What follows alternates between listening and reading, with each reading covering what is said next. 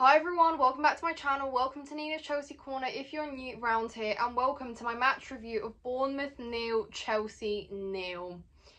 You know the phrase, that's 90 minutes of my life I'm never getting back. It's never been more suited to a game I've ever watched. I mean, honestly, was that even a football game? I mean, it doesn't get any more dire than that. And you know what? Sometimes you see goalless draws where actually there's a bit of fight, there's a bit of intrigue, there's some excitement and things happen. Literally nothing happened, except we saw Chelsea just struggle to play football again. After such a big week against Barcelona and a draw against Arsenal with a great performance, how do we honestly fall so low to lose to Leeds? Mind you, a very spirited Leeds side who played very well. I don't want to take anything away from them. Just drawn to Liverpool 3-3 as well. What a fight back. But to then react to that defeat by playing out the game we did against Bournemouth today is just astonishing in the worst connotations of the words, because what on earth was that? Chelsea, I actually am struggling to even justify what that was, but at some point, guys, I was literally just looking on my phone. I was speaking to my dad and my brother and my mum, and we were just literally having conversations, and I never tend to do that during Chelsea games. I'm locked in, I'm drawn into what I'm watching, but there was just nothing about that game that made me want to watch. So very dire. Bournemouth were better in the first half, Chelsea were better in the second half, yet there was nothing from either side to show. On another day, Bournemouth probably win, but maybe so do we, with a really scrappy win, one of the chances we had. But honestly, Robert Sanchez kept us in the game, probably why we got a clean sheet. If anything, some good stops, but overall just all over the place. Really didn't look like we were interested in that, and that's an issue, because I spoke about turning up in the big games. We tend to do it, fine, but it means really nothing when you can't go on a run. Here you are, you're talking of coming off the back of a comprehensive 3-0 win, drawing to Arsenal, fine a man down, then losing to Leeds, then drawing again. This isn't a sustainable way to play if you want to be pushing up the likes of the title contending teams, which we were considered 5 minutes ago. But it's not great. We are now fourth. We're 5 points behind Aston Villa, who beat Arsenal today. We had an actual opportunity to capitalise on that, to put ourselves further up as well. Instead, we didn't do that. Instead, we pushed ourselves further down. We're just a point ahead of Everton, who we play very soon. So again, we just almost like to complicate life for ourselves, and yeah, but let's talk about the lineup, how we set up. I think quite as expected. I didn't think Esteval would start this one. He has had a run of games, and well, a run of games. He wouldn't start 3 games in a row ever, really, at the minute. So that was expected. We had Garnacho there in the lineup. No Joao Pedro either today. Liam Delap instead leading the line. Midfield, obviously, we had Reece alongside Enzo Fernandez, with Malagusto, who was expected to start since he also didn't against Leeds. But yeah, other than that, pretty much as expected.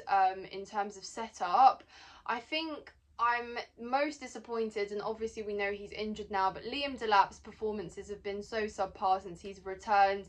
Just the way that he's not able to control the ball closely, and you can almost see that he's trying so hard to prove a point and to get good, because his time is ticking. You know, we envision Liam Delap to be this guy that would get at least 15 goals this season. Or maybe delusional for thinking so. At least Joao Pedro rather, but neither look on path to do that right now. But Delap, very disappointing. Just looked like he was losing his head a little bit. He was frustrated with himself, but honestly, it was just a very subpar performance. Obviously, really unfortunate to lose him out to injury now. We don't know how long that injury is going to be for, so hopefully it's not ages and ages, because the more he's sidelined and the more he's in and out, the less we can actually build his confidence and get him sort of forming chemistry with our other players. It's even hard to talk after that one, guys. So yeah, obviously front line, I thought very disjointed again. We were misplacing passes, we just couldn't get into the game, and I thought, all right, maybe it's just going to take a little bit of getting into. We just never really got into that game either, guys. I was still saying minute 60 we're going to get into it, we're going to start creating something here, but it was just so dire. There was really no intent moving forward. It was very sloppy at times.